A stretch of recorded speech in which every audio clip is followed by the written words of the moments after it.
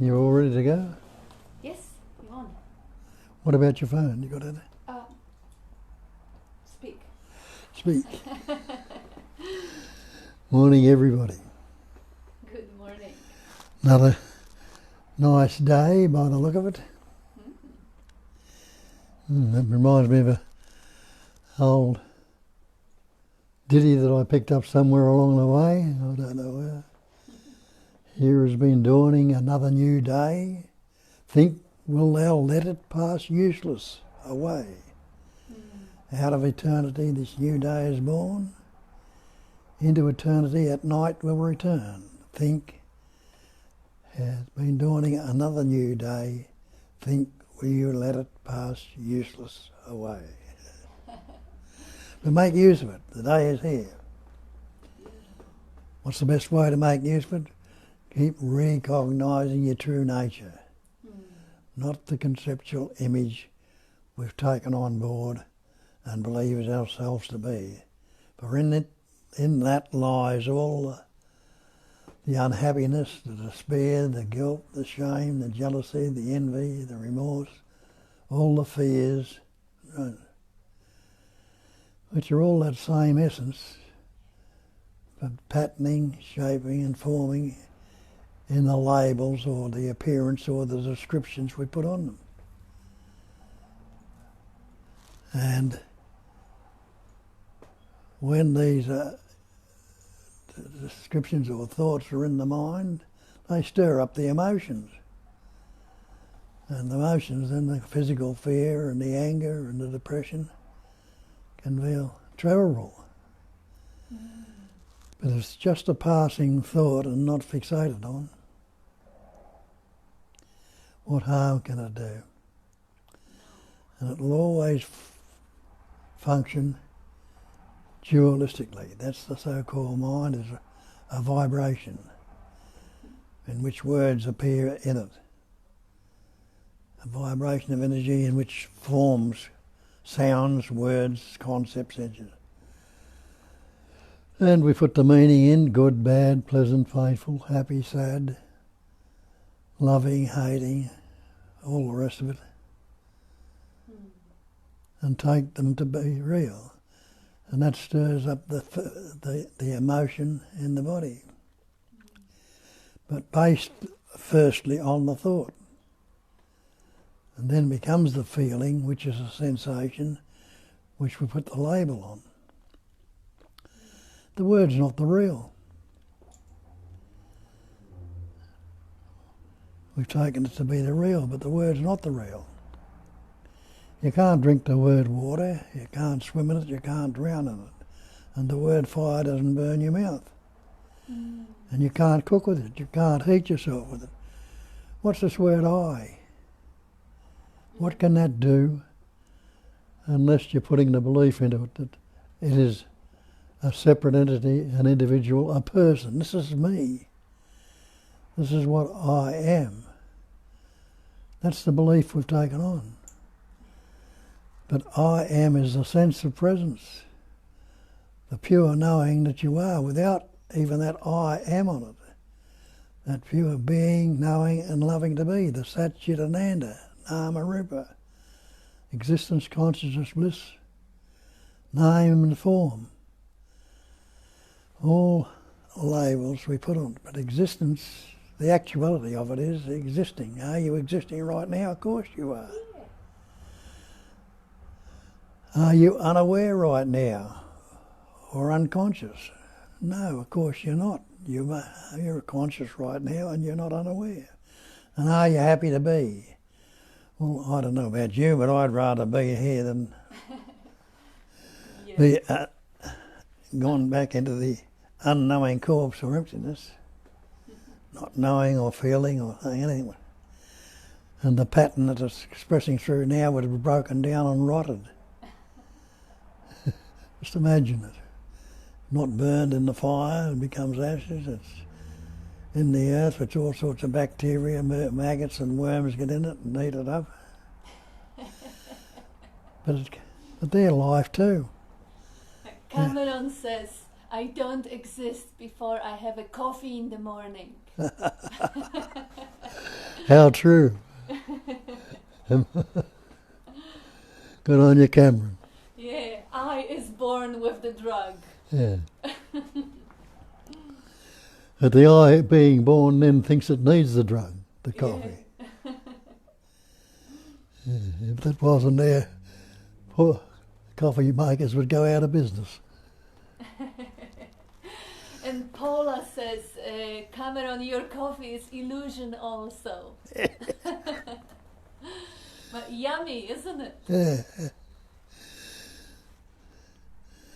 As I say, it's all, that's what they say in the scriptures, it's all Maya, it's all illusion. Maya means it's illusory. And on top of that, it's an illusory illusion. It doesn't exist.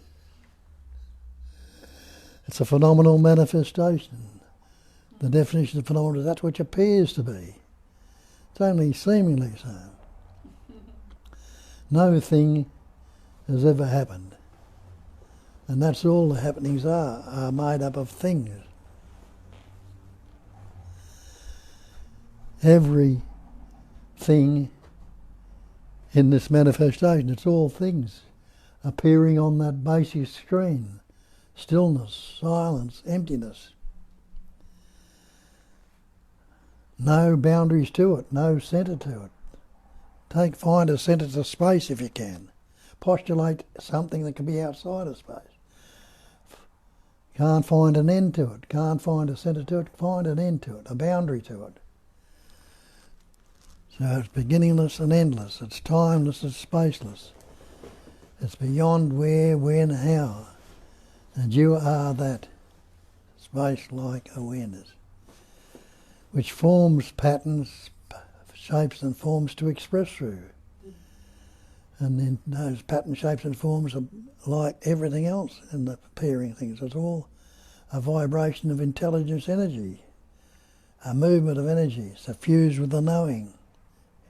The knowing is intelligence, and energy is vibration. And that's all appearing on the basic screen which we call awareness. You can't say you are unaware, you must be aware, but you can't put a label on awareness. Describe to me what awareness is. And they're trying to become aware. How can you become what you already are? See the futility of trying. But that's what we set out to do. We think we need to become something when we hear about it. Why? What sends us on that search? Well, some of us recognise that this has got not good enough, this life we're leading here. It's it can be okay, but it's not quite, no, there's a bit more to it than this. And that's what they call the spiritual comes into it. What's spirit? Spirit is essence, like the scent in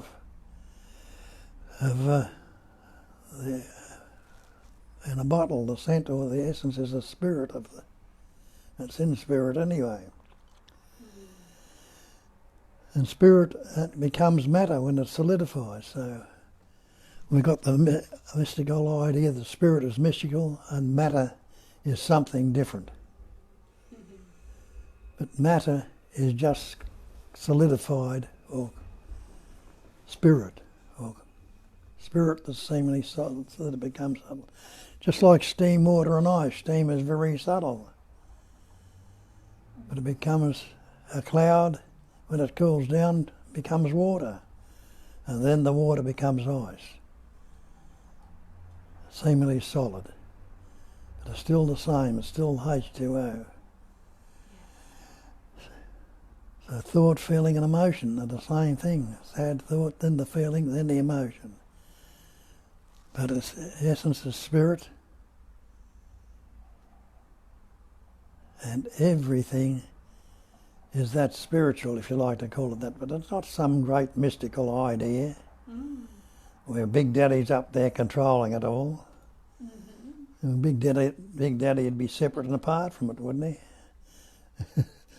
But it's just one essence, patterning, shaping, forming, appearing and experiences experiencing as everything. As I pointed out, you and I are things appearing on or in that awareness, which is no thing. Well, can something come from no thing? It can't. So that's when you realise that. You must realise that all this manifestation is no thing appearing as something. And you go to sleep at night, you dream a dream, and all sorts of things can take place in that dream.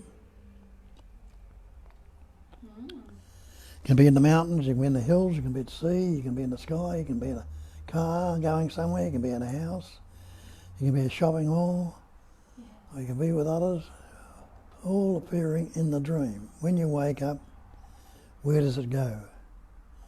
It all disappears. It all disappears, yeah. So, when you wake up, what do you wake up to? You wake up to this dream, and this is a living dream. And the only difference between the sleeping dream and this waking dream is when you wake up, all that sleeping dream disappears. All the mountains in it were disappeared and gone. All the hills, all the bodies, all the minds. And you yourself disappeared. Your body had never moved off the bed. And no words had come out of your mouth. So you wake up to this dream, and it has a continuity. It seems to continue every night from where it left off. And now, in that continuity,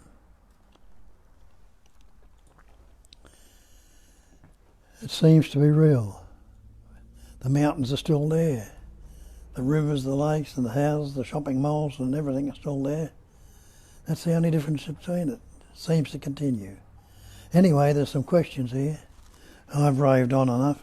No, you didn't. You will get back to it. Just good morning, everyone. There is a beautiful quote that is worthy of mentioning now from Nisargadatta, but GK has brought it here. Once you realize that the road is the goal and that you are always on the road, not to reach a goal, but to enjoy its beauty and its wisdom, life ceases to be a task and becomes natural and simple, in itself an ecstasy. Exactly. And we have a question too. That's our request, actually, rather than question, from Amarnath. Good morning. Greetings all. Dear Bob, can you explain about the self as screen or hologram, please? Though it is unexplainable. Appearance and disappearance of dream itself is a dream or illusion. Same with waking dream. He's quoting you, Sailor Bob. Yeah. So would you like to talk about the basic screen or hologram, or what was it? Yes, basic screen. Well, yeah. What's the basic screen it all appearing on? The basic screen is, as I say, that space like emptiness, or you can call it awareness. If that awareness or life essence wasn't there, how many thoughts could you have? How many feelings? How many emotions? And what pattern, shape or form could there be on it? It'd be, they call it no thing, and that's where they get mistaken. No thing meaning it's not a thing, but when they say no thing, we think it's still zero, a vacuum or a void. And that's what would be there. It's a cognising emptiness, in other words, but when there's nothing there, how could there be any manifestation? How could there be any universe? How could there be anything at all? But it's all appearing so, doesn't it? So it's all illusory, it's phenomenal. The definition of phenomena, that which appears to be. It's all seemingly so. But when you investigate it, there's nothing there at all. No thing there at all. But you can't negate your beingness, or that life as it's expressing through that pattern you call you right now. in its totality, it's a cognising emptiness. Even that emptiness has the capacity of cognising or knowing. And in that knowing, the pattern, shapes and forms are recognised or seen or felt. So the dream continues. And the Sagata quotes that too, and he says, you realise you're dreaming a dream you call the world. That's all we're dreaming, a dream we call the world, and stop looking for ways out. We want to get out of it, we want to get into something better, because what's happening in the dream we don't like. We're looking for ways. He says, stop looking for the ways out. Stop looking for ways out. The dream is not your concern, it's just happening, and it's that form it's happening through, and that form needs to be for it to happen through. Your concern is that you love one part of it and not the other. We've taken one part of it to be real, and when it's appearing in its opposite, which is much due, it couldn't appear otherwise, we don't want that. We want love one part and not the other. He says, love all of it, or none of it. Don't try and separate yourself from it, because you're not separate anyway. We're with it totally. When you see the dream as dream, you love all of it or none of it. He says, the dream is not your concern. Your concern is you love it. It's to love all of it or none of it, and the rest will be taken care of for you by that very thing that puts you in the dream. When you love all of it or none of it, let it be. Just let it be. Instead of becoming something, let it be and see where it takes you. And it'll be just like nature. It's all being in nature. The earth's rolling around the sun. You're going to stop it. There was a play when I was a young fellow somewhere along, stop the world, I want to get off. I said, can you stop the world to get off? You can't. What are you going to get off into? Right. Yep. So on that note of the dream, and we have another beautiful, I think one of our favorite Nisargadatta's quotes from GK. Love says I'm everything, wisdom says I'm nothing, and between the two my life flows. Yeah. You want to comment on this one? Because it actually just really illustrates beautifully how, you love everything and you hate everything in the dream, and then you are actually free from the duality of the dream. Yeah. But it also brings up the idea, the extremes of the experiences. I'm nothing. That's the wisdom. I'm everything. That's the recognition. I am the love in action, expressing as everything, and everything in between, which means I am something but not the other. Yeah, I am human or whatever. And where does that leave it? As the love itself. Yeah. It's the love that's functioning as the good, as the bad, as the pleasant. As the painful, and that's another name for God, if you like to call it God. God is love. If God is love, love must be God. Wouldn't that be so? Yeah. And now we also have... If I am is God, you must be God, because you've taken yourself to be that I amness. Yes. That sense of presence. Mm-hmm. And we also have the question, is it? Or is a comment from Tanya. So, a separate self really is only a story, a dream. That is what is being seen here. But there is a doubt that the separate self has been seen as false, as there is noticing of lots of stories still appearing. Can you say something about this? Any pointers? Greatly appreciated. Yes, the separate self is false when it's taken to believe that it has some substance or some independent nature. So you've seemingly separated from the totality. But seeing it's all the totality, there's nothing separate. What problem is it going to be for you? So she says, it's been a lot of stories still appearing. Yes, so separate self is a story, but there are other stories also, often built on the idea of self. because the stories are often relating to the me. Even if you have an objective sort of a story presented from like 5 different points of view, there are still points of view where the story relates. Let's say the story from your daughter's perspective, or story from your perspective, from science perspective. There's still the stories, and why not? And the separate self's there only because it's believed in. And the energy belief goes on, it makes it seemingly real. But when it's seen through, it has no substance or any independent nature, has no static point, no beginning and no end. What are you going to take? Who's going to take delivery of it? How or why or where or when? Yeah.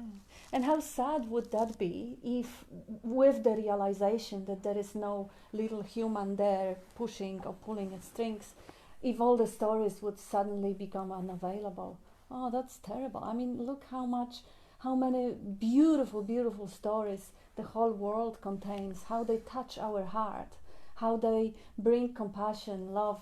Stories are just part of our human experience, and they totally to be appreciated. Only when the story is taken to be a reality, that when the suffering kicks in and then resistance kicks in. When you see the story as a story, you can laugh, you can cry, you can fully enjoy the story. Yeah. Just don't take it seriously. Don't Yeah. take it to be reality. That's saying the same thing as when you see the dream as a dream. Yes. Yeah. Exactly. Yeah. You see it as a dream, see the story as a dream, and say, oh, what a wonderful Love all dream. Oh, of it. what a horrible dream. Love all of it or none of it. Yeah. Either Bob way. had a dream this morning. There was a guy in the kitchen with a knife. That's what the machinery does. It creates daydreams, night dreams, all sorts of dreams. But it's a dream.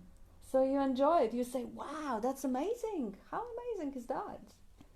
Don't have to push them away. Don't have to try to pacify them, or at least expect them to stop showing up. You do want to enjoy them. Trust me, if it is there, that's exactly what life wants. If the stories show up, that's the celebration, the way life loves itself.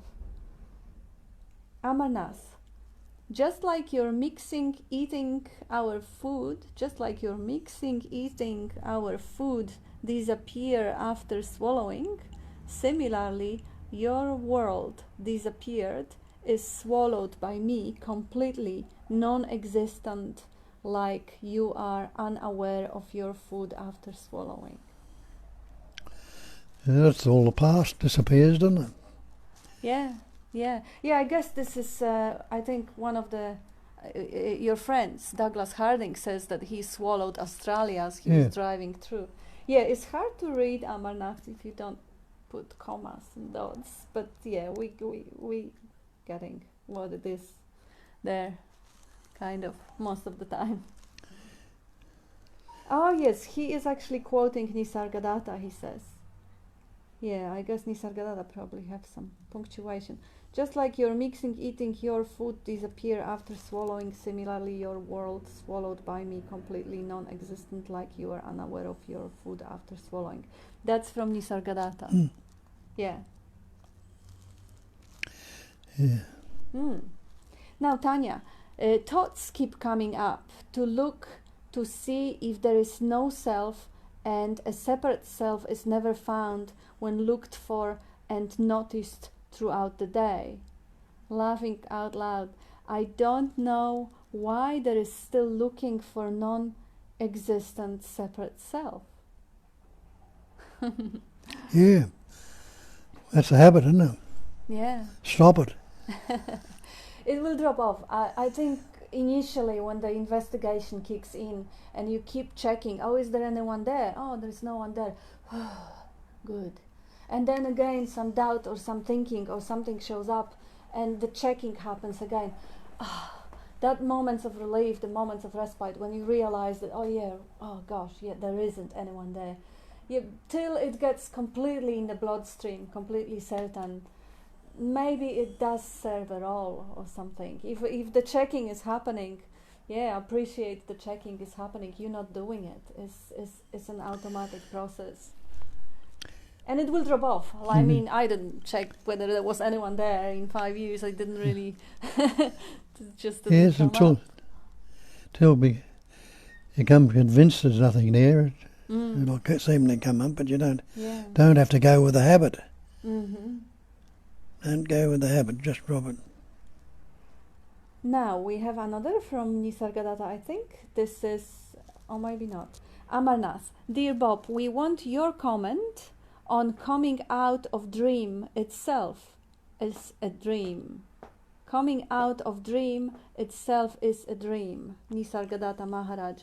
Giving importance to the dream should be stopped or not?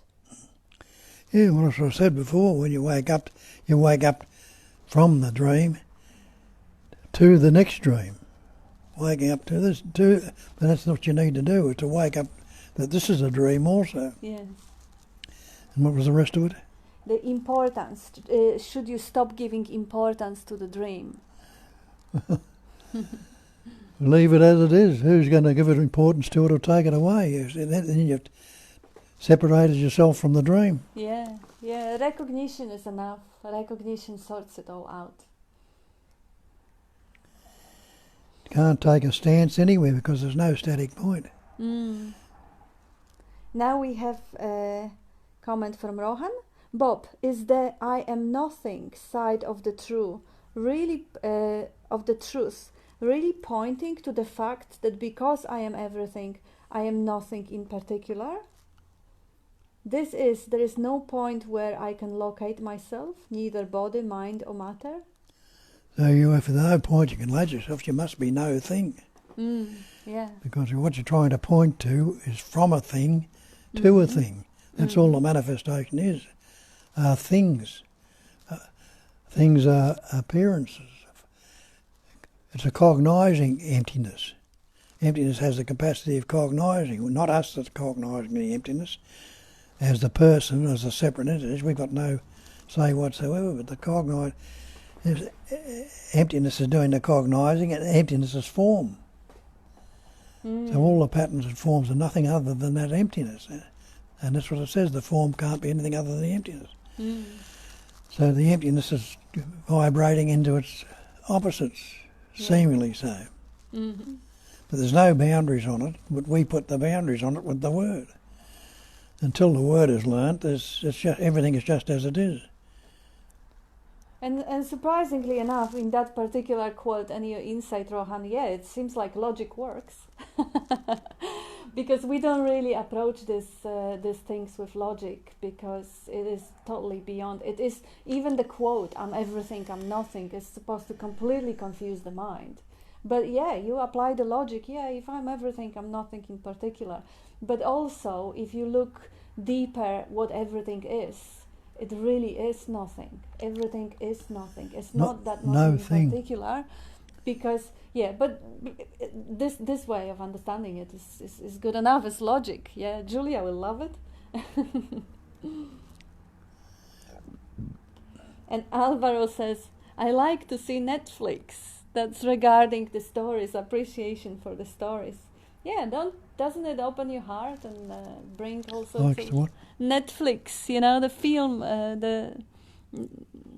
the movie channel. Amarnath, see story as story, not as reality, Kat Adamson. See dream as dream that itself will make you to come out of dream, Sailor Bob Adamson. Not necessarily. Seeing dream as a dream does not necessarily take you out of it, because right now we know it's a dream, but we're still the dream characters in the dream, talking to the dream characters somewhere in the virtual reality. The dream goes on, but it's... But seeing it as a dream, you're not taking any stance in it. See, once you've seen the dream as dream, you've done all you need to do. Yeah, why would you even want to come out of it? Isn't it a nice dream? The rest will be done for you. Yeah, just relax and appreciate the beauty of the dream without needing to come out of it. I remember there was a story, I've been with David in Sydney, that was a couple there where he presented them that 1-minute clip of Bill Hicks saying that life is just the ride, so relax, sit back and enjoy the ride. And and the lady Stephanie, she started yelling out, "How do I get out? How do I get out? I don't want to be on the ride." Well, why would you want to get out if you're really happy, relaxing, you're enjoying the ride? If you're suffering, sure, people do get out. They do shoot themselves. They do jump off the window. That's how you get out. But if you actually find that what you are is part of the ride, you are the whole blanket with all the pattern on it, everything is a reflection of you. Why would you not enjoy the ride? You don't need to come out of the dream. You don't need to wake up from the human story in a way that death grants it. I mean, leaving the physical body grants it. You just enjoy the dream for what it is, and the rest will be done for you, like Nisargadatta says.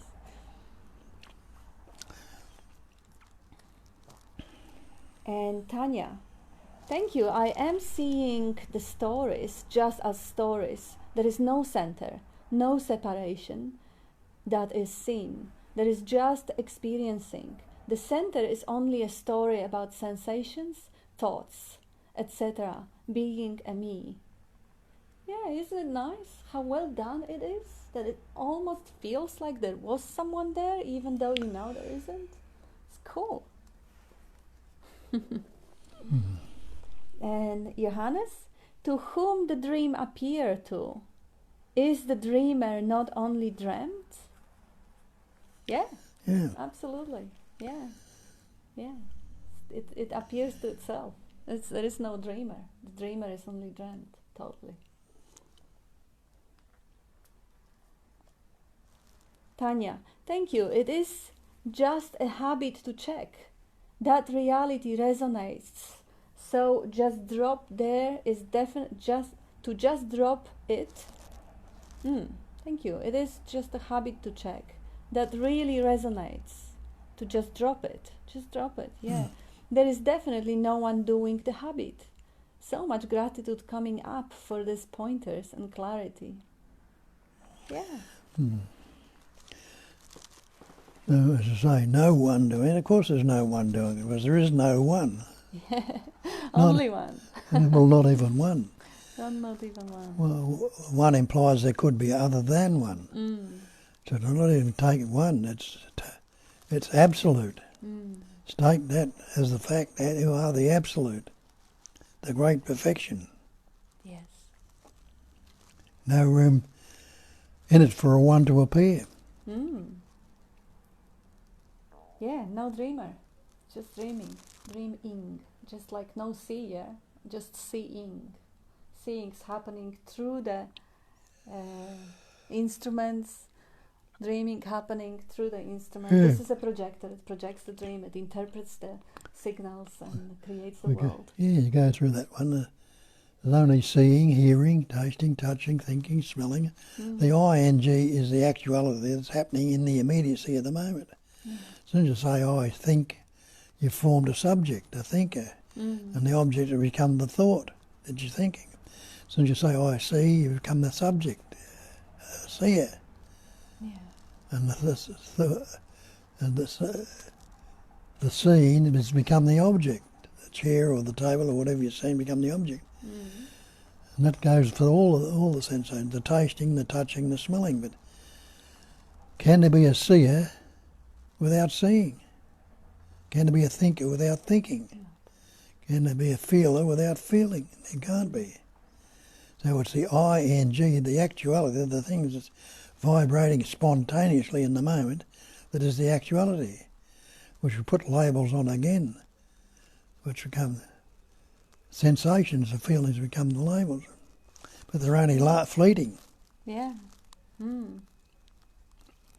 So Amarnath, thank for your blasting, dear Bob. Waking from dream itself is dream. There is no waking or realization. Ever grateful to you, Bob, for this, as dream never existed.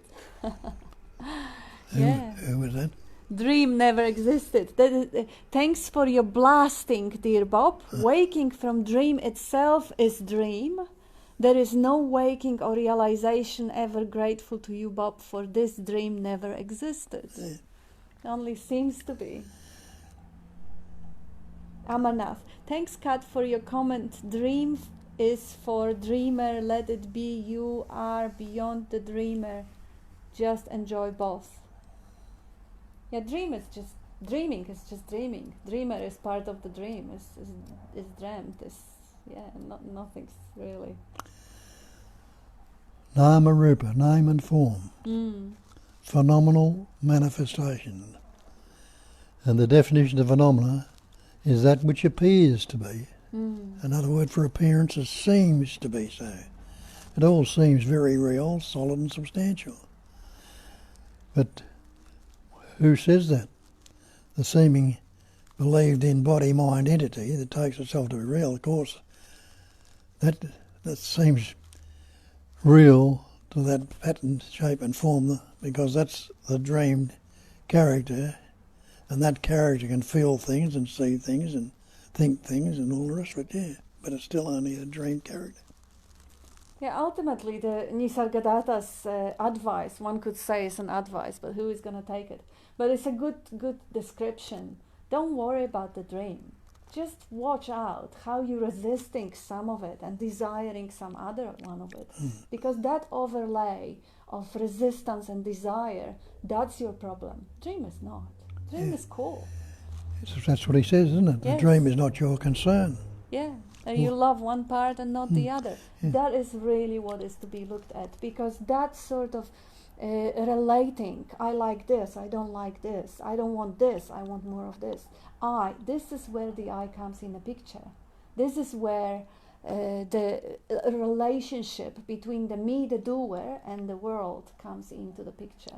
This is what is to be looked at, because when this one is absent, you live in a natural state. Just like that cat that came here for a cuddle. There is not a problem in a dreaming. No, it unfolds by itself, naturally and effortlessly. Yeah. Just like the earth is rolling right this moment around the sun. But nobody doing it, it's just spontaneously happening. Is the sun concerned about the earth? Wouldn't even know it was there. We have a question here. Venkata, dream or waking are nothing but thoughts which are dynamic aspect of awareness without any change in itself. Your comment, please. Yeah. Well said. Absolutely. That's just the movement. Just when Nisargadatta was saying, this is everything. The dynamic It's nothing. pattern of awareness. Yeah, it's the movement of the awareness or attention, creating forms, shapes, patterns, images. And it needs to be dynamic. It can't, because there's no static point anywhere. Yeah. Nothing static. Yeah, absolutely. All the explanations, all the seeking, all the dreaming, all of it is just the dynamic aspect of awareness. It's the Shakti dancing. And breath. Grass grows by itself. Hair grows by itself. Thought grows by itself. Rain falls. Apples fall. How? If I can't control this phenomena, how can I believe I am the master of this bag of bones called breath? Beautiful. I love that. Yeah. Oh, beautiful. Yeah, what a wonderful way of putting pointers in a beautiful poetic way. Yeah, and it's a question in it.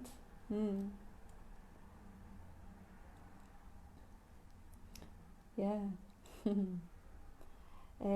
DK, I've been on the non-duality trail for decades. The problem now seems to be there is a separate self. We could call it oh gosh, I lost it, sorry. Oh yeah, it's a long one. There is a separate self. We could call it the soul, not body, mind, emotions, etc. There is a lot of apparent evidence that there is a life experience as the individual spirit or soul, in between lives and then more incarnations. Of course, mind always find the evidence to back their beliefs. Sure, there is only one that all that is, and time and space are illusions, but that separation is what we experience for apparent continuous lifetimes until we graduate and no more physical incarnations. That's a strong belief.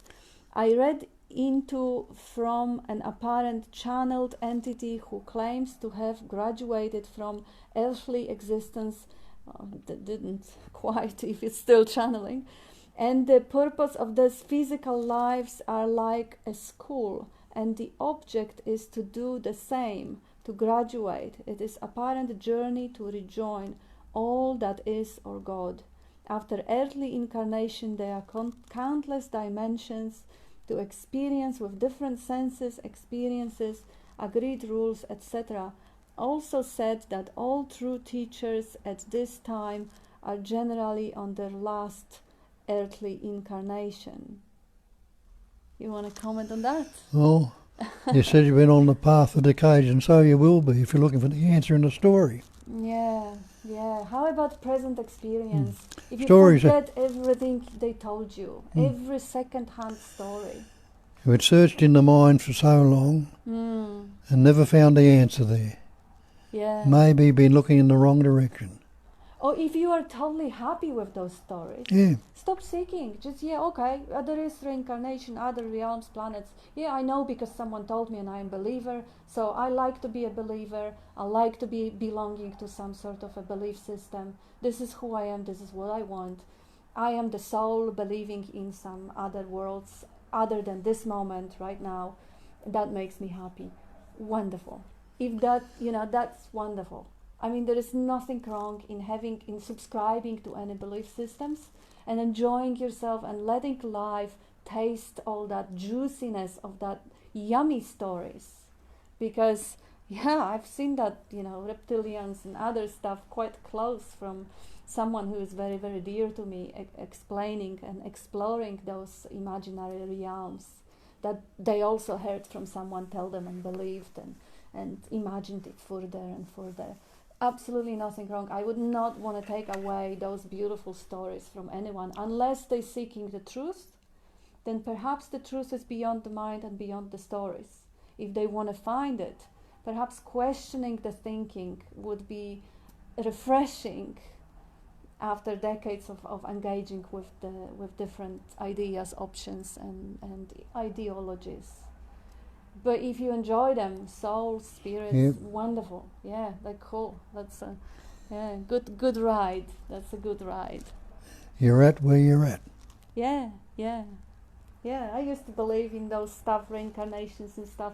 But you have to realize that this is not the experience. It is still something that you believe. Much more honest would be to say, I don't know. Maybe it exists, maybe it doesn't. I don't say that I have absolute certainty that this is going to be like this tomorrow, because I don't believe in tomorrow. This experience is only available when it is presently available. Tomorrow is the story. Tomorrow in 100 years or in 1,000 years ago. You'll never ever get peace of mind. The peace is when the mind is not. And they explain that in the scriptures, where they call it the peace that passes all understanding. And what are they saying there? It means you can't understand it or grasp it with a concept, which is the mind. Yes. Peace is when the mind is not. What's wrong with right now if you don't think about it? That's right. Yeah, where is the reincarnation when you don't think about it? Or all the other... Where's your conditioning if you don't think about it? Conditioning, yeah. And this is not to say that everyone has to look into non-duality. No. What you're looking into is definitely not non-duality, even though it says there is only one initially in the letter, but it doesn't really add up. But it's a beautiful story to have. It's cool. And my take on soul is I've never known anybody yet who's found a soul. Yes. And I think they spelled it wrong. They made a mistake in spelling it. They should have spelled it S-O-L-E, soul, single, one. That's non-duality. Yes. Arthur says, thank you, Bob. I love the book Only That. That's Kalyani's book. And DK, excuse the massive post. This was interesting. It was cool. Don't apologize. It's a nice, refreshing, little colorful story. GK, a liberated man is extremely law-abiding, but his law is the law of his real self, not of his society. Nisargadatta. That's true. That's true. Yeah. Amarnath, thanks a million, Kat, for your observation without observer. And DK, the challenge also is apparently the apparent separate self can alter the game. Like a video game, changing the thoughts, emotions and beliefs can make the apparent life story more like one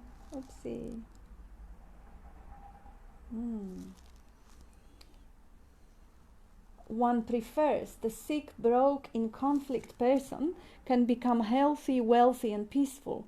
Seems an interesting challenge to do that and still see that it is function of the one. A lot of folks seem to say they get the non-dual message but are unhappy about their ill health, financial lack, unhappy relationships. Yes, so if you really want to gather all the honesty you can and see if that's really a separate self does anything, or is it really a thought that comes up, inspired usually by the environment. If you are sick or in a bad physical condition, that is probably the thought inspired by your own health in comparison to someone else.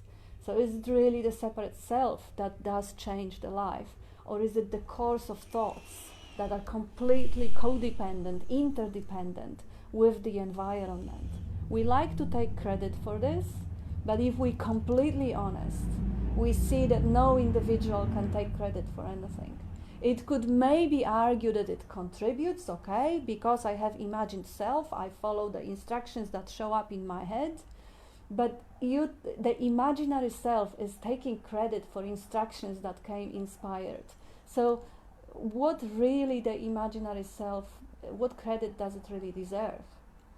You can say it's a part per million contributing together with everything else, but it's not the self that does that, but the image, imagination. Behind every action and every force is that one life. Without it, what could be done by who? Basically, purely and simply, non-duality is not two. That's right. Yeah. So how can it be any separate self or anything at all apart from that? Not two. Not even one. Because the count starts at one. After one, there's got to be two. So we're not even one. Where's the count going to start? Where's that leave you?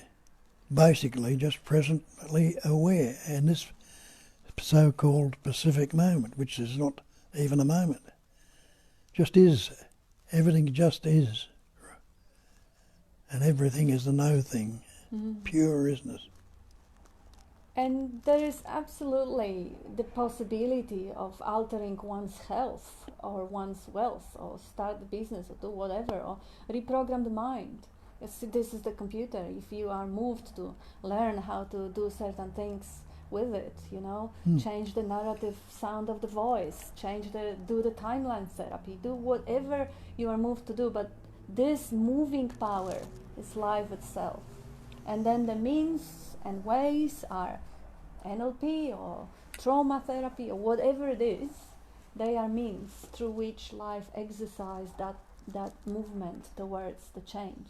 Everything is valid in the appearance. Yeah. And who is to take credit for it? What is that separate self that thinks this is me, that have done it? So the appearance can pattern, shape and form in every sort of way. Yes. In all sorts of diversity. But it's still only the appearance. That's right. Things. And Amarnath, incarnation itself is dream, There is no incarnation or reincarnation. The very transient phenomenal. Let's enjoy whole nature as incarnation, as God, dream. Yeah. That's. Thank you for putting some dots. It's easier to read.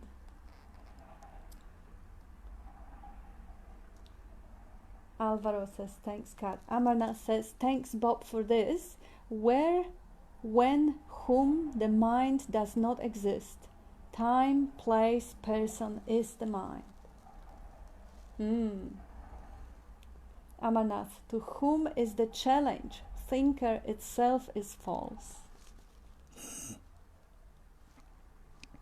GK, no doubt association with sage is conducive to realization.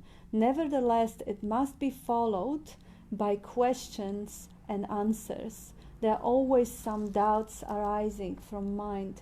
So until all traces of mind are removed, you must clear them out by words. Nisargadatta Maharaj. Yeah, it seems helpful. It seems helpful to dispel the illusions using words. Some people do it using silence or some physical exercises, but yeah, it seems helpful. Yes, when the energy you believe can't go into them, they disappear. David here. Yeah. When it was said earlier that it is better to be there, here, alive, than in the unknown, death, won't that create or reinforce the fear of death? Or it is just that it's merely a preference to be alive, rather than a neurotic fear of death per se?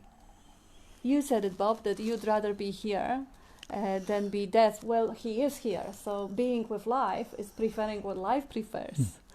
Yeah, it's just, and it'll always be here, no matter where it is. Yeah. There's no, where are you going to go when you die? Unless you conceptualise some thing, some place or form or anything like that. Yeah. What's there to fear?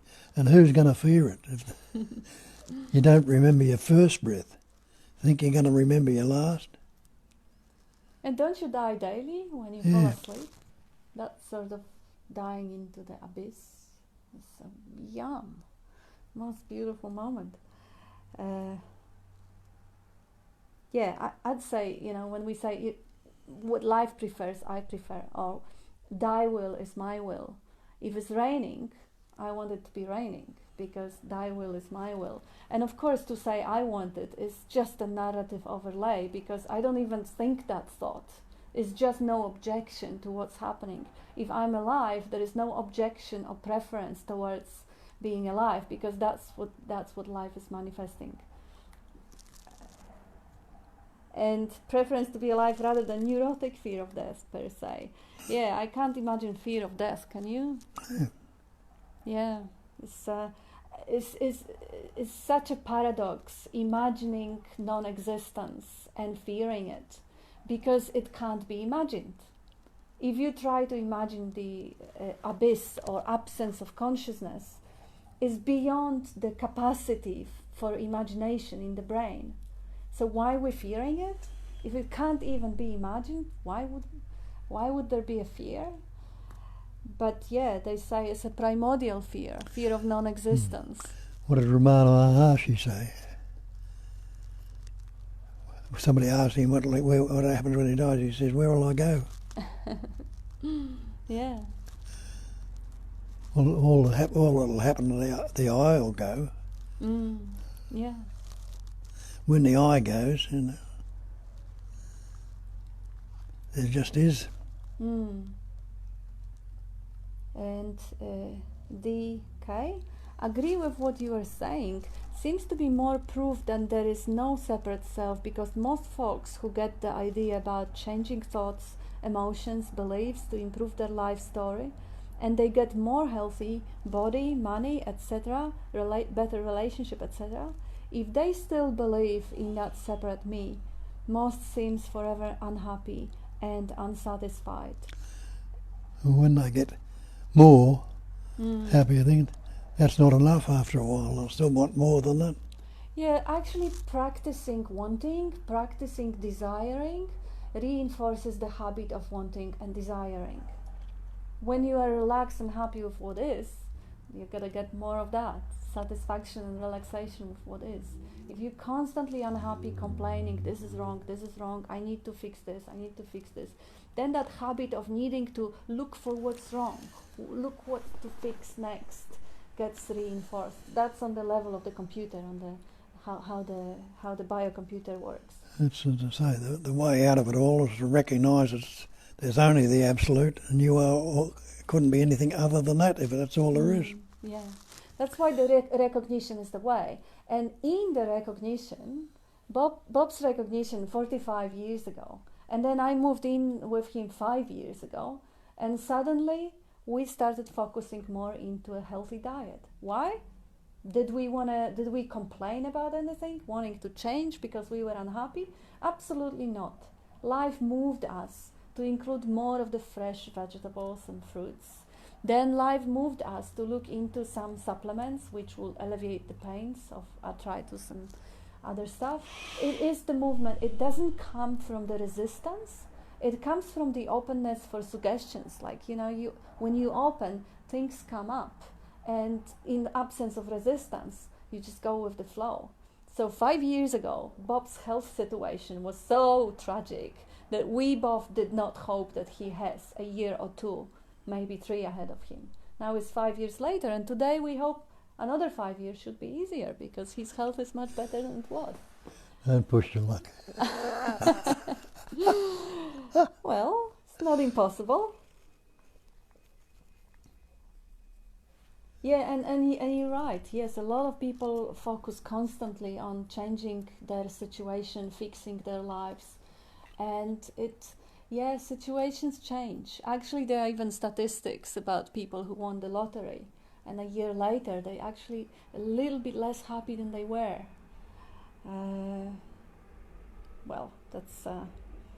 Don't try to understand. It is enough if you do not misunderstand. That's from Nisargadatta Maharaj. Gorgeous one. Yes. Yeah. Yeah.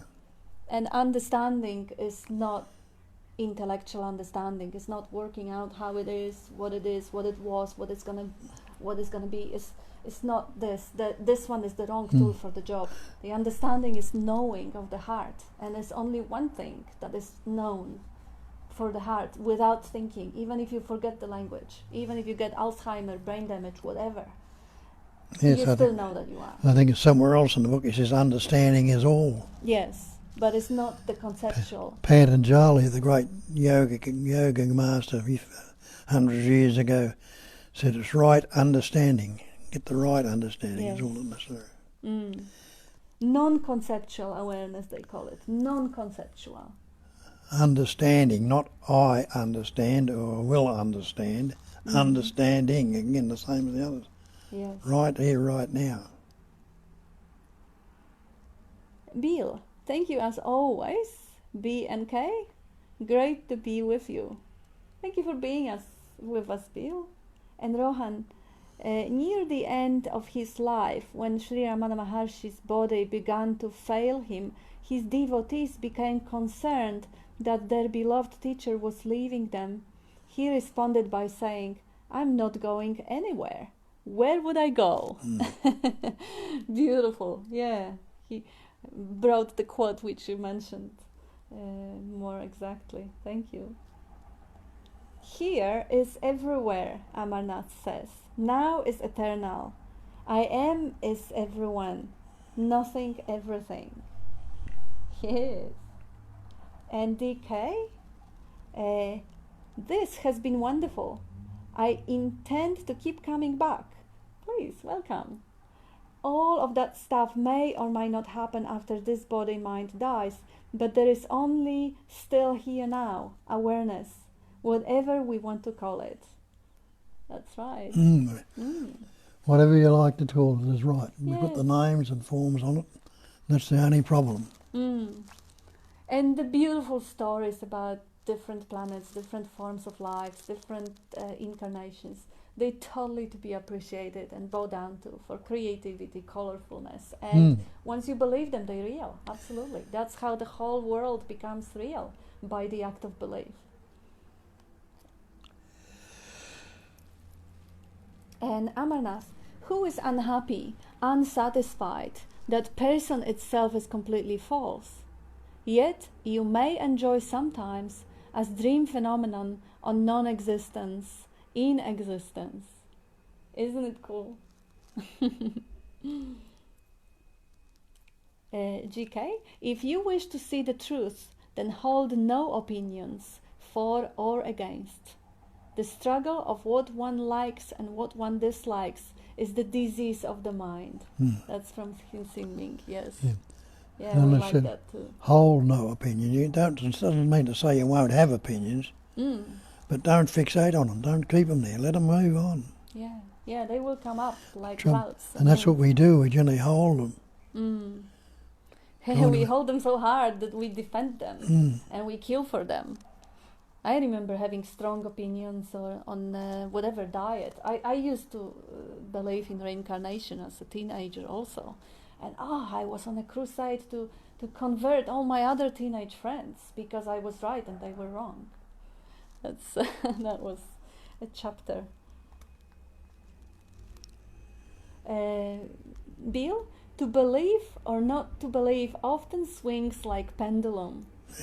Yeah, hold no beliefs either. Yeah, that's the way it is. The thoughts are always vibrating. It's all a vibration of energy. Good, bad, pleasant, painful, happy, sad, past, future.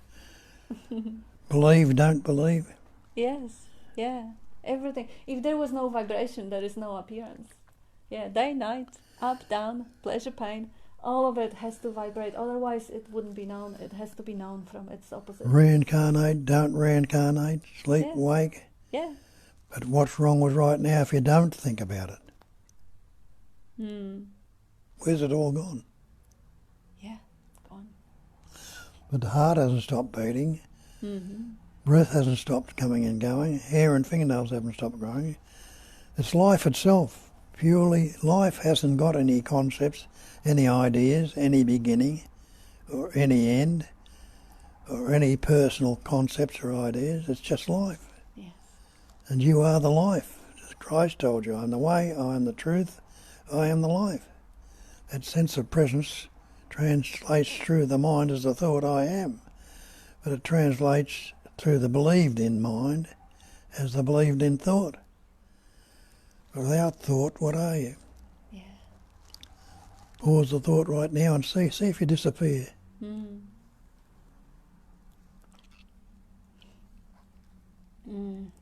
Theodore?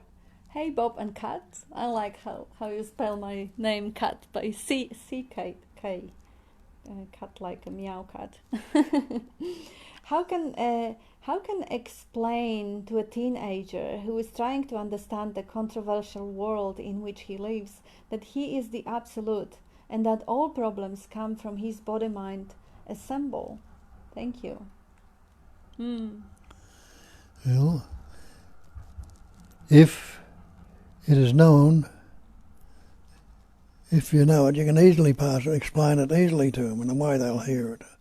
Or you don't have to give it all to them in one mouthful where they won't take it in, but give them a little hint, makes them start to look for themselves. Because you can't do it for them. All you can do is open them up to, waking them up a little bit, or seemingly waking them up to, so they start investigating. They resonate with something you say, whatever it might be. That resonation means it's not grasped by the head to head by the concepts. It's that resonation, that life essence is recognised in something about its true nature. I think the good way, I find it always really the most effective way, is to figure out what the person already understands innately, because it is innate wisdom. It's like no one does not know it innately. When you stop thinking, it's obvious that you are. Now, when you start thinking, then on top of that obviousness that you are comes I am a teenager, or I am a girl or a boy, or I am a low self-confident, whatever. That thinking comes on that basic screen of obviousness of being.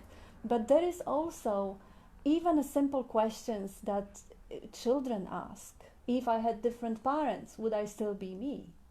Yes, you would have different face, you would have different body, but you would still be you, because what you are doesn't change with the body. It doesn't change with the age. You can even ask the teenager, oh, do you remember when you were 4-year-old or 5-year-old, you learned to drive the bicycle?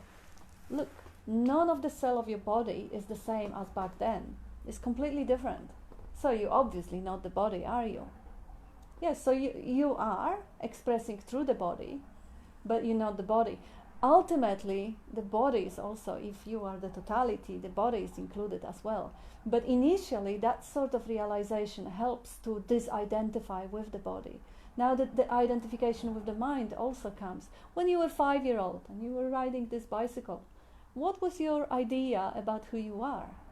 Did you feel that you have low self-confidence, or you're shy, or you're not worthy or something? Probably not. Maybe some other ideas. So you're not your ideas, you're not your images, you're not your self-definition, because this one is changing. When you were 10-year-old, obviously that was a different self-definition. So you see what you are is beyond the changing body, is beyond changing self-definition. That kids grasp straight away. It's like, yes, so what? It's just how obvious is that? Of course. But that's a good start, because it is obvious. I mean, all of it is completely obvious. That's the point when it dawns on you. The shock of simplicity is almost like if there was someone still there, that someone would feel ashamed. How could I be so dull and stupid? But the someone is not there, so shame is not necessary. But the obviousness is so shocking. It's just staring at your eyes. And Bob, often you say that kids actually remember, they're much closer to it. There is much less of the layers of rigidness, of roles that they play and identify with it. So it may, and of course that goes without saying. Well, they've been getting on for. You have to be asked. They're getting on for the first couple of years of their life without words and concepts. Yeah. They know how to live. Mm-hmm. But yeah, I think Theodore is already who is trying to understand. Yes, absolutely. So yeah, if they are trying and they ask for help, that's totally. And then you can actually even show them that, look, to have self-image that is more positive and healthy makes your life easier than to have self-image that is negative and unhealthy, because it may still, for one or the other reason, that self-image may still be quite thick. But if you know that this is not who you are, this is just the mask you wear, you just deal with the mask. Yeah. And concepts. Mm-hmm. Mask of concepts. And I got lost now. Oh yeah, here we are with the teenager and DK. I've had loads of money, lived in grand homes. Now I live in a caravan in the bush. Very little money. There is more peace and happiness than ever before.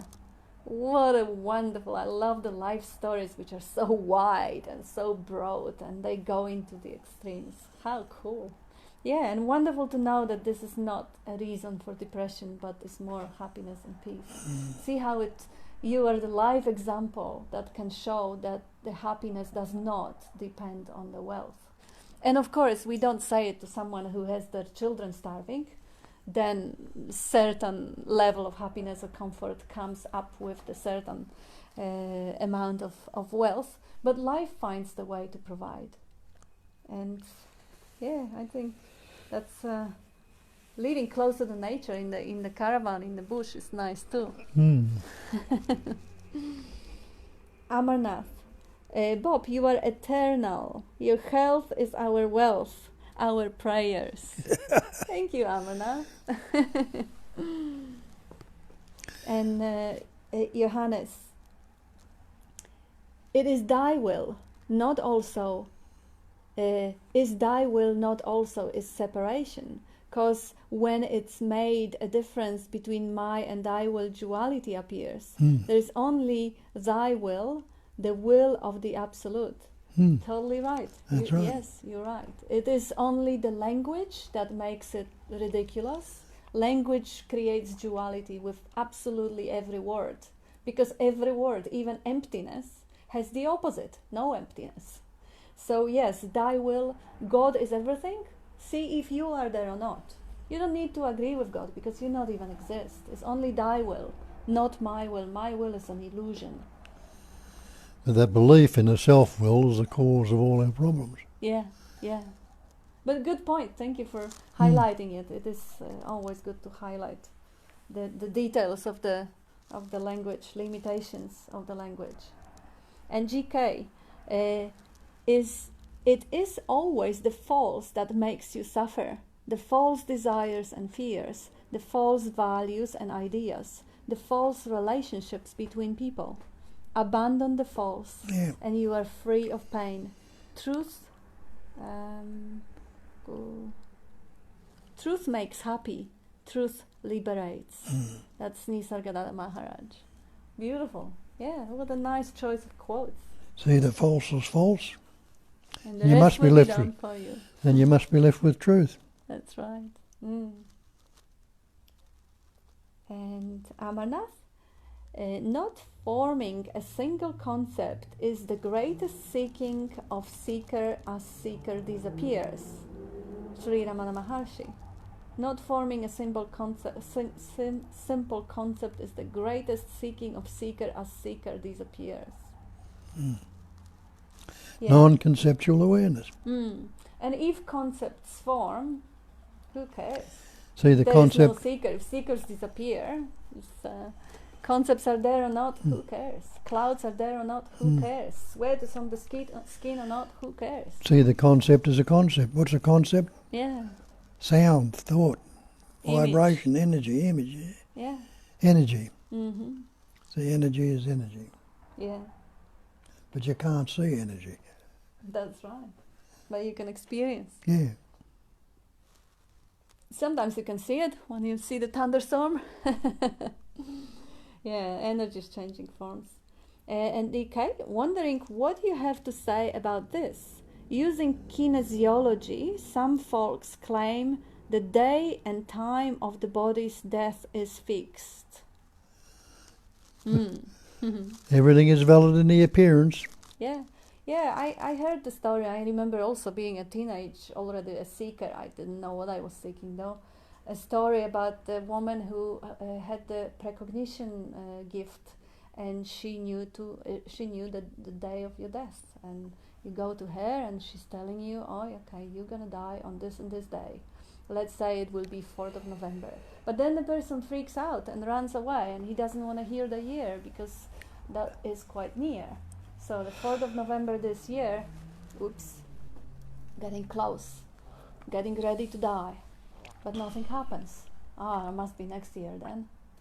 Getting close, nothing happens. 4 years later, the woman died. The world ended. So sometimes things like this can be believed into existence. You hear the story, or you hear like people hear that they have 4th stage cancer, and this was a mistaken diagnosis. Unfortunately, the mistaken diagnosis created the nocebo effect, and the person died. The perfect death was to put the ping pong ball on the veins while you close the eye of a person and pour the warm water over the wrist. Yeah, people may have special powers, but they may also be a placebo-nocebo effect as well.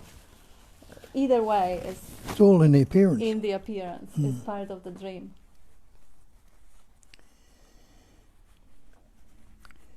Quite valid in the appearance, but the appearance itself is not real.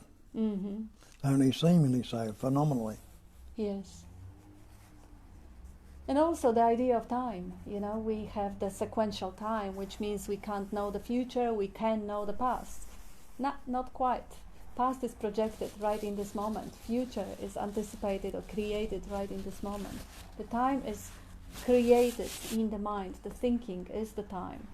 So as well, you may find the reality in which that predestination is the experience, and you believe it into existence, and that's your experience. Now we have another comment.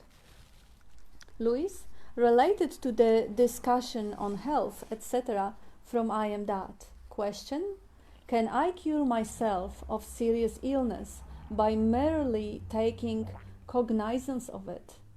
And Maharaj, take cognizance of the whole of it, not only outer symptoms. All illness begin in the mind. Take care of the mind first by tracing and eliminating all wrong ideas and emotions. The life and work disregarding illness and think of it no more. Then live and work disregarding illness and think of it no more. With the removal of causes, the effect is bound to depart. Man becomes what he believes himself to be. Abandon the ideas about yourself and you will find yourself to be the pure witness beyond all that can happen to the body or the mind. Could you say a word on this? This seems to point to cause and effect is only illusion. I would also add straight away, how has that been applied into Nisargadatta's own throat cancer caused by cigarettes and 1,000 other things? Yes, so would you like to comment on this one? Nisargadatta saying that if you are, someone wants to address the illness and cure the illness, and Nisargadatta says to cognize all of it, not only outer symptoms, because all illness begins in the mind. If it spontaneously comes up to do something about it, you will. Yeah. To try and work it out in the mind, you won't. And I would say if he is actually giving the advice to look at your mind straight away when the disease comes out, take all of it. Take the desire to get rid of the disease also. That's part of the cognition or cognizing. Whatever comes up when you contemplate the whole idea, whatever comes up is included, because the mind or the life itself gives itself this body, creates this body for itself right in this moment, and it creates this body with its diseases, which were apparent consequences of whatever. The polio was the consequence of some bacteria or something, or a virus. So if you take the whole mind with all of its creation, you land up at the beginning of the universe. You see that what you are is prior to the body. You see that you're giving yourself a body. And now Nisargadatta, as the life, as Nisargadatta gives itself a body with a throat cancer, and didn't do anything to cure it, because he was not the body. The body was just the vehicle through which the manifestation or expression and experiencing was happening. But they were situations in the appearance, like this, you told me about this Christian Science, Mary Baker Eddy, that realized that because you give yourself the body, you dream the body, you may as well just start dreaming a healthy one. And there is no force in the universe which will object to it if you give it full confidence right in the moment, knowing the truth of the energy and how it manifests. If you want to go there, there's no objections, why not? People have those powers, they put their life into it, they develop them. It takes a lot of attention. That attention could be invested in that. Why not? But they don't last forever anyway. No, even though they're healthy, they still die. Yeah, that is a good pointer that you brought up a few times. So Jesus cured the blind. Where is the blind now? Lazarus, he rose. Yeah, he rose Lazarus from the dead. Well, how long did Lazarus laugh after he got brought back to life? What was the point? Yeah. He was going to die anyway. Yeah, but if someone That's is moved, all stories anyway. That's right. But if someone is moved to find a way to cure the body instantaneously or to cure the body in any other ways, that is the life that moves you. We are not that concerned with it. Although, yeah, we are moved enough to actually just provide the body with whatever we believe is the best for it. And when I say we believe, it doesn't mean that there is an I or the me or Bob that believes. It just is that the thinking, those sort of ideas come up, like fresh unprocessed food is going to be gentler for the body. That's the thought that comes up, and we just don't object to the thought that comes up. We just go along. Now Amarnath. My die both are false yet true. I am, everything is me. I am, nothing is die. There is no conceptualizer. I'm of everything is die to say that false I, me, doesn't exist. As Bob says, is word a thing? Is word everything? Yeah, that's right. Is the word I what I am? And GK, if you look into living process closely, you will find cruelty everywhere, for life feeds on life. This is a fact, but it does not make you feel guilty of being alive.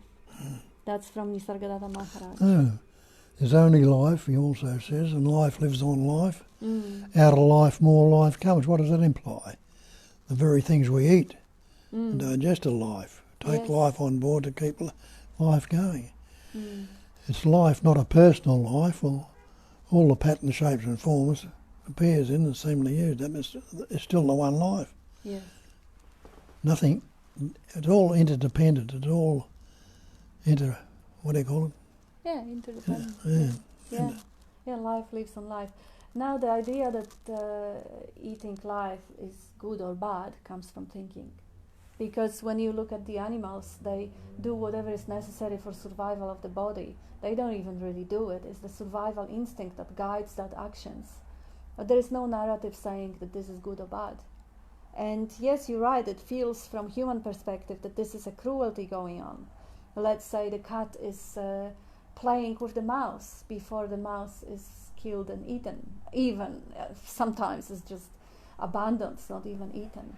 But this is an instinct. This is not any cruel idea, because as far as we know, there is no language center in the cat's brain that would create the story. No, it hasn't learned words. They didn't, yes. So it is an instinct. Perhaps the meat is tough and it needs to be a little bit of lactic acid to break it a little bit, so it's easier for digestion. For whatever reason, they have that type of a behavior. And it's not a cruelty, even though it may look like this from human perspective, who always assign the meaning and a story to everything they see. Everything is neutral. We call it good or bad. Amarnath, thanks Kat for your humor. Let concepts come, but there is no conceptualizer. That's right, yeah. Yeah, thank you for all your beautiful icons, always there. And DK, in 2000, I was in India, guru hopping. I met a person who said, "You're from Australia? Why are you here when you have Sailor Bob?"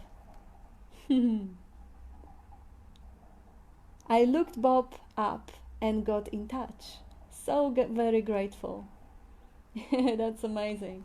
That's a beautiful story. He's from Australia and he went to India. And in India they told him, "Why are you here? You have Sailor Bob." Yeah. Few people that yeah, we've got a few people like this. I think Gilbert got the information when he was with Balzakar, wasn't it? And Sharna got information when she was in Muji's ashram. Yeah. That, you're from Australia? What are you doing here? Bob is even more clear and direct. He is. And nice to have you here. Amarnath, to whom is cause and effect or karma? Sailor Bob Adamson. It is false me or body-mind complex. Dreamer is the cause, dream is the effect. Dreaming is happening, just dreaming. In that dreaming, manifesting, appearing, dancing, Shakti dancing, that's where the dreamer and the dream get distinguished.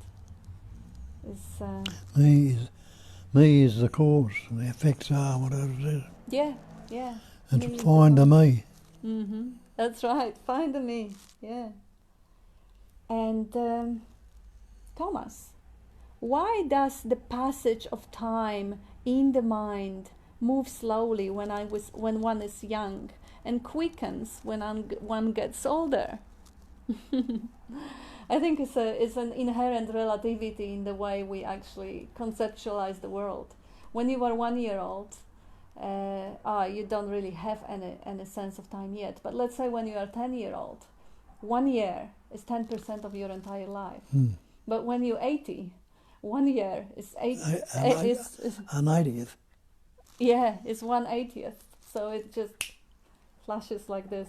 That's just one of the stories to explain it. Yeah, it is. It does feel relatively faster. The time is flying. Like, where is the 5 years? Yeah. Yeah. Oh, I got a compliment from Agnieszka. Dziękuję. That's in Polish. And Amarnath, time is relative. It's concept only. It can be contracted or expanded based on mind's liking or disliking. To whom is the time? Yeah, good point. Yeah, and it's also a good time how the concept is expanded. Yeah, think how slow is the time when you wait for your dental appointment. Or the doctor is getting late and you're waiting and waiting and waiting, and at this 20 minutes that takes forever. And see how is the 20 minutes passing when you are on a roller coaster. Oh, I paid so much, it's gone, it's finished. Why so short? Or when you watch a good movie and you forget yourself. Or when you're spending a wonderful time with your loved ones. Yeah, it's all relative. Everything's relative. And yeah, that's about it for now. And it is 11:29.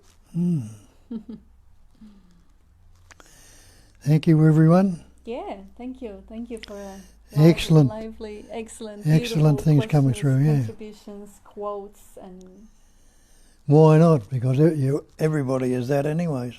So. And everybody innately know that. It's just that overlay of doubts that sometimes can cloud it a little bit. You just need to break the habits. Drop more of the habits patterns. Yeah. Let them go. Yeah.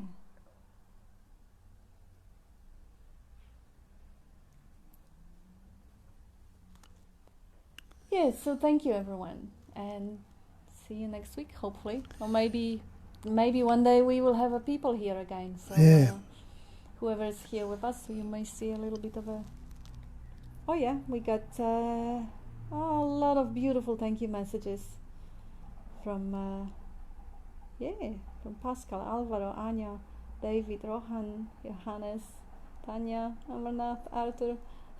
Thank you. Enjoy the rest of the Sunday. Rohan, you too, thank you. And peace and what has been looked for is already here. I am that. Doubt is the thought and are false. Thank you and lots of love. Thank you, Tanya. And is it that time already? GK asking. Thank you very much, Bob and Kat and all. Thank you very much, everyone. Lots of love. Love you all. And Thomas says dziękuję. Dziękuję. That's Who's it? Polish.